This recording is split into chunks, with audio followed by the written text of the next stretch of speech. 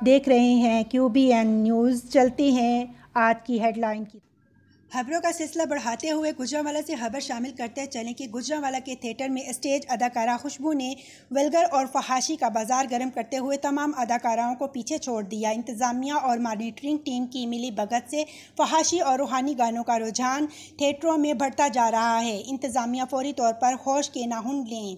शोहरत हासिल करने वाली अदाकारा ने तमाम हदूद को पार कर दिया है। दौरान डांस थिएटर के सिक्योरिटी गार्ड भी तमाशाई बने हुए हैं। रिपोर्ट ज़ीशान यावर से।